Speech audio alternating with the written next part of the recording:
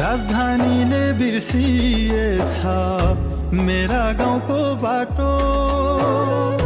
कि नेपाली होइन र म होइन एउटै माटो हजुर जाउँ कहाँ गाउँ छाडी लुक्ने सहर देख्या छैन